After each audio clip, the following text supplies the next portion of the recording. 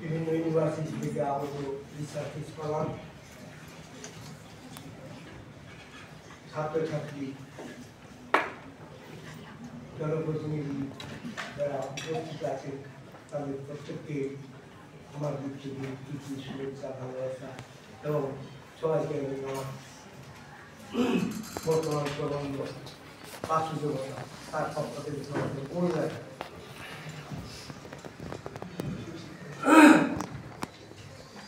যেহেতু আমি চায়ের প্রতিনিধি, আমার আলোচ্য বিষয়টাই হচ্ছে চাঁদের বাস্তু দেবতা। চাঁদা বাস্তু দেবতাকে গোসাই বা ঠাকুর প্রচলিত বাংলা ভাষায় আমরা দেবী ঠাকুর যা বুঝায় তাকে আমরা গোসাই। তো গোসাইয়ের প্রসঙ্গে আলোচনা করার আগে একটু চাঁদের পরিচয়টা বলতেই হয়, আর সেটা বলার আগেই আমি আমার বাস্তু দেবতার আবাহনী সঙ্গীত দিয়ে আমি আরম্ভ করছি। বন্নে দেহি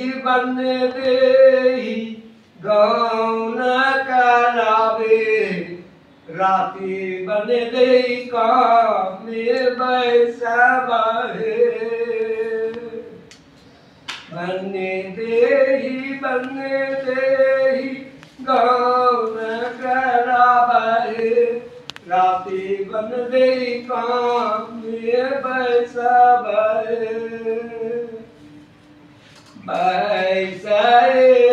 बैसाए मुइत्रैया सिरो बाहे जोड़ा मिलली जा बनने पावे। बनने कत मिलली कते गोसाई का गोसाई होयो जे ठारी हमारा दे मुइत्रैया जागा चढ़ावे। बने देही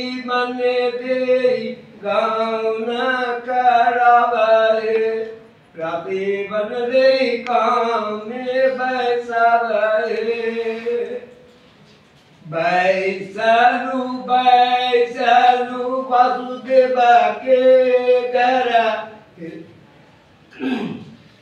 वामे पहली जोड़ा पुतिला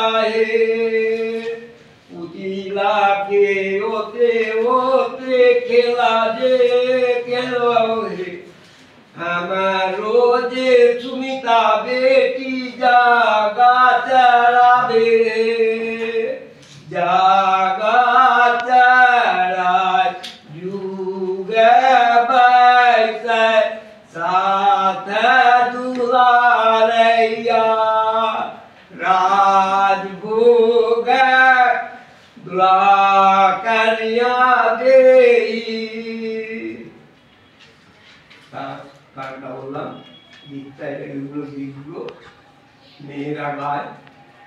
বিয়ে যাওয়ার কালে ছেলে মেয়েদের কুলদেবতার আশীর্বাদ চেয়ে নেওয়া হয়, তখন এই আশীর্বাদ প্রাপ্তির জন্য কুলদেবতা যেন তার পাশে সবসময় থাকে, এই জন্যে আহ্বান। যাই হোক, আমি আমার জাতির পরিচয় সম্পর্কে বলছি। চাই অনার্য শাখারই বিভিন্ন অনার্য শাখার বিভিন্ন অনার্য গোষ্ঠীগুলো, সেগুলোকে গোষ্ঠীকে কৌম বলা হয়। এইরকমই একটা চন্দ্র নেতৃত্বাধীন কৌম ছিল, যেই চন্দ্র নেতৃত্বাধীন কৌম থেকেই চাঁদ জাতি উদ্ভব হয়েছে বলে আমাদের মনে হয়।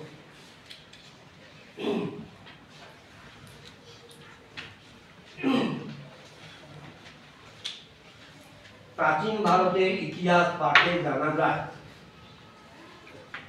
যে আমাদের উত্তরবঙ্গে, তখন অখণ্ড বাংলা, উত্তরবঙ্গের গঙ্গা এবং করতোয়া নদী এর মধ্যবর্তী দ্বীপ অঞ্চল যেটা ছিল সেই দ্বীপটার নাম ছিল চন্দ্রদ্বীপ। ইতিহাসে এটা চন্দ্রদ্বীপ নামে পরিচিত।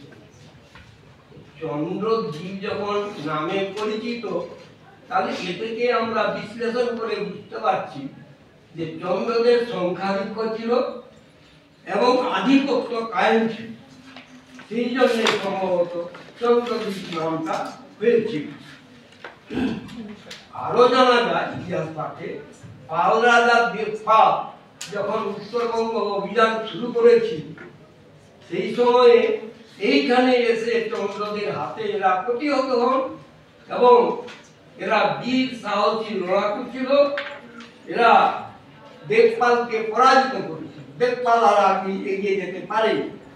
পরবর্তীকালে তার মৃত্যুর পর তার পুত্র প্রথম মহিপাল সে যখন সামরিক শক্তি সঞ্চয় করে আবার পুনরুদ্ধারের জন্য বেরোলেন, এদিকে যেহেতু পাল রাজারা বৌদ্ধ ধর্মাবলম্বী ছিলেন, সেই জন্য তারা এই চন্দ্রদেরকে হাতে মারার জন্য তাদের যে মূল পেশা ছিল মৎস্য শিকার, মাছ ধরা, সেটাতে বন্ধ করে নিষেধাজ্ঞা জারি করেছে। তখন এরা দেখলো প্রমাদগুলো, তখনই তারা আরো অন্যান্য মৎস্যজীবী গোষ্ঠী যেগুলো ছিল, বিন, জেলে, দামোদ নদী তীরে যারা থাকে, এরা সবাই মিলিতভাবে প্রয়োজন অনুভব করলো যে বাঁচার তাগিদে যে আমাদেরকে এক ছাতার তলায় আসতে হবে। সেই জন্য তারা একটা সংগঠন গড়ে তুললো, যে সংগঠনটার নাম কৈবর্ত সংগঠন। হ্যাঁ, এই ইতিহাসে কৈবর্ত বিদ্রোহ বলে একটা বিদ্রোহের কথা বলা আছে। সেটা দীপকের নেতৃত্বে হয়েছিল এবং দীপকের নেতৃত্বে মহিপালকে এরা পরাজিতও করেছিল, মেরেও ফেলেছিল এবং স্বাধীন রাজ্য প্রতিষ্ঠা করেছিল। এই চন্দ্র জাতিটা প্রফেশনাল পেশা ছিল কৃষিকাজ, তবে এরা অপশনাল পেশা হিসাবে মাছ ধরত।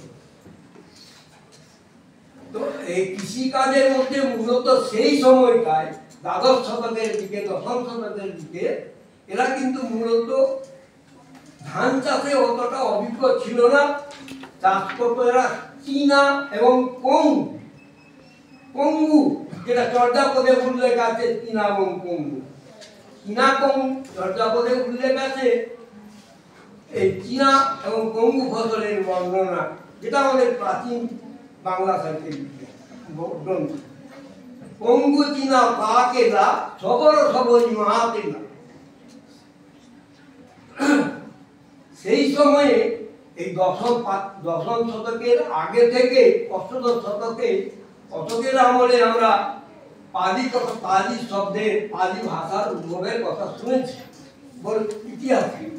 এই পালি সংস্কৃত ভেঙে পালি হলো, পালি ভেঙে প্রাকৃত ভাষার উদ্ভব হলো। প্রাকৃত থেকে অপভ্রংশ হয়ে মাগধী প্রাকৃত, যেরকম হ্যাঁ একটা প্রাকৃতিক অপভ্রংশ, মাগধী অপভ্রংশ, সেই মাগধী অপভ্রংশ থেকে আমাদের বাংলা ভাষা উদ্ভব হয়েছে। সেই সূত্র ধরে আমরা বলতেই পারি চন্দ্র শব্দ থেকে চাঁদ শব্দ হয়েছে। পরবর্তীকালে উচ্চারণের জন্য অনেকে চাইন বলে। আর চীনা শব্দ, চীনা থেকে চয়না, চাইন, হ্যাঁ, এই শব্দের রূপান্তরিত হয়েছে। তাই আমাদের দৃঢ় বিশ্বাস এই চন্দ্রকৌমুক্ত জাতি হচ্ছে বর্তমানে চাই জাতি।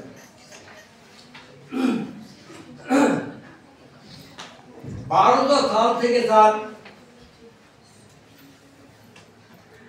প্রায় 1450 চেতনাদেবের আবির্ভাবের আগে পর্যন্ত আমাদের বাংলার বুকে তথা ভারতবর্ষের বুকে অরাজকতা, রাজত্ব কায়েম হয়েছে।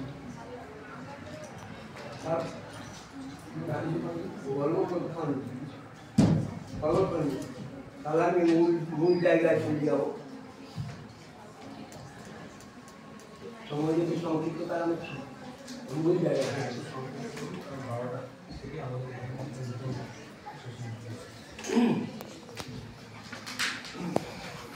যাই হোক স্যার, এরা এই অরাজকতার সময়ে প্রাণ বাঁচাবার জন্য এবং ধর্ম বাঁচাবার জন্য ধর্মান্তরীকরণ শুরু হয়েছিল। মোহাম্মদ বিন বখতিয়ার খলজি ভারত আক্রমণ করেছিল, সঙ্গে নিয়ে এসেছিল অনেকগুলো অনুচর, অনেকগুলো মানে অলৌকিক ক্ষমতা সম্পন্ন ব্যক্তিবাদদের।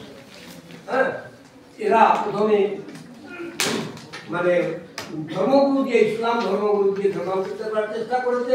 তারপরে যখন তাতেও যখন ফল হতো না, তখন এই অলৌকিক ক্ষমতা সম্পন্ন লোকদের কাছে নিয়ে যেত, তারা তাদেরকে ইপেনাইট করতো, অলৌকিক ক্ষমতা ফেলে রাখতো। তারপরে সুস্থ হলে তাদেরকে আবার বলা হতো ইসলাম ধর্ম হবে।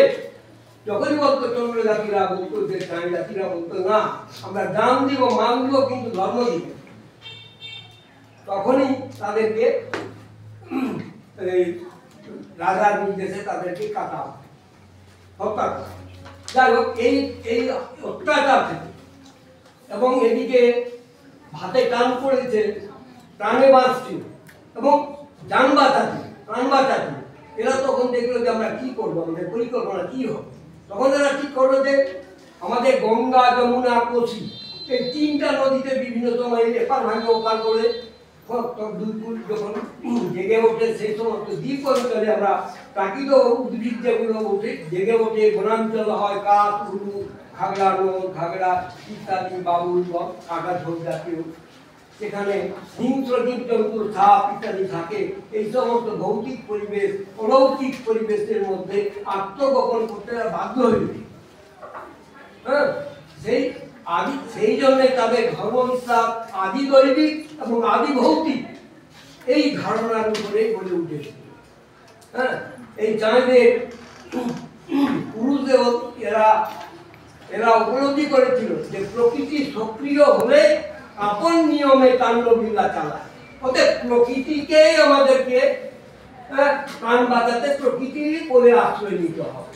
তখন তারা প্রকৃতির মধ্যে শক্তির উৎস এখানেই আছে, সূর্যদেব। সব আমাদের কৃষি যতগুলো উৎপাদন করি আমরা, যত কৃষি পণ্য সবার মূল্যে আছে সূর্যদেবের। তো বৃষ্টি হবে, উত্তাপ আসবে, সব কিছু কিন্তু সূর্যদেবের। ওদের সূর্যদেবকে আমাদেরকে প্রথমে দেবতার এটা মানতে হবে। হ্যাঁ, গাছকে মানতে হবে, গাছের মধ্যে পাকুর, বট, ফণিমনসা ইত্যাদিকে বৃক্ষরূপে পূজা করে। আর এদের পুরুষ দেবতার মধ্যে শক্তির দেবতা আছে ভৈরব, নৃসিংহ অবতার, আমাদের চান ভাষা বলে লালাদার সিং। হ্যাঁ, তারপরে হনুমান, বাতাসের দেবতা হনুমান। হ্যাঁ, আর গোরক্ষণা, এরা কৃষি পালন করতে বলে গরু পূজা করতে, গরু পাত্র বলে গোরক্ষণাকে পূজা করত। দ্বিতীয় স্ত্রী দেবতার মধ্যে কালী, দুর্গা, বন্যী পরমেশ্বরী অর্থাৎ সূর্যদেব। বিহারে যেটাকে বন্যী ছট বলে, ওরা ছট মাইয়া বলে। আমরা সেরকম ভাবে বিহার থেকে যেহেতু এসেছি আমরা, মালদা জেলা এবং মুর্শিদাবাদ জেলা, সেই জন্য এখানকার চায়রা বলে বন্যী পরমেশ্বরী।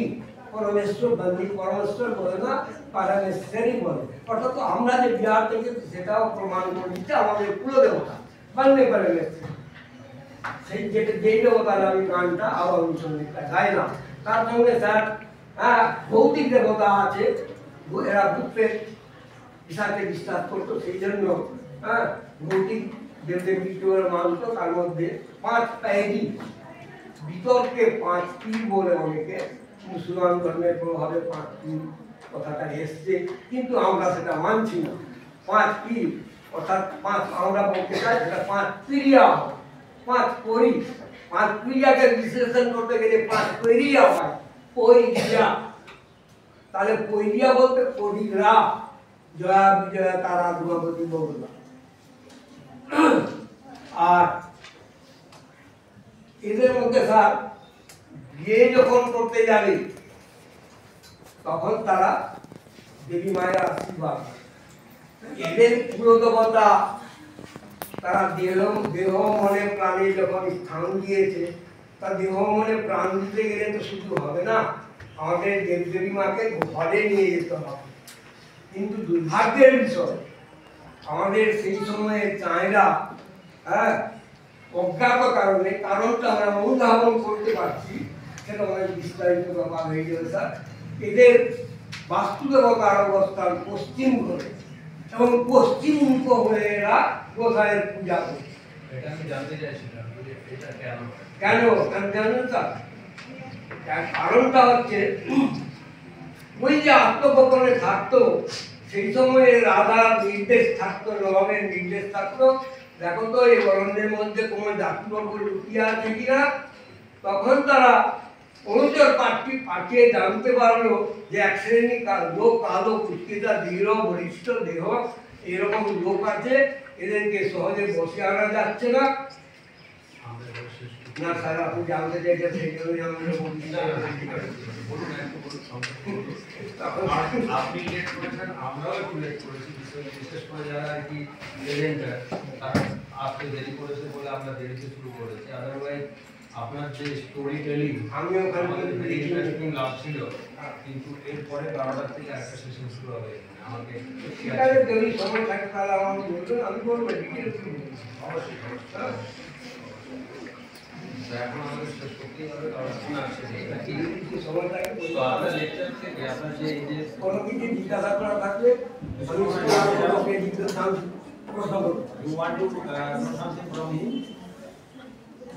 দুটো জিনিস আমি বলবো এখানে, if I am not wrong, তোমাদের যে জার্নালের নাম করো, তো ওনার এই আজকের স্পিচে কিন্তু করতোয়া নদীর একটা ব্যাপার এসছে। আমার মনে হয় করতোয়া নদীর থেকেই এই নামটা তোমাদের ডিপার্টমেন্টের জার্নালের নামটা করতোয়া হয়েছে। আর আরেকজন বলবো, উনি আমাদের মধ্যে নেই, প্রফেসর লেফটেন্যান্ট সরকার, উনি তোমাদেরই আর কি ডিপার্টমেন্টেরই প্রফেসর ছিলেন। উনি এখন নেই, মানে নেই মানে উনি গত হয়েছেন। তো উনিও চায় কমিউনিটি ছিলেন, যে কমিউনিটিতে আপনি বিলং করেন বা যে কমিউনিটির ব্যাপারে আপনি এখন আমি আমার দৃষ্টিভঙ্গি ইতিহাসের দৃষ্টিকোণ থেকে বিচার করি। ঠিক আছে।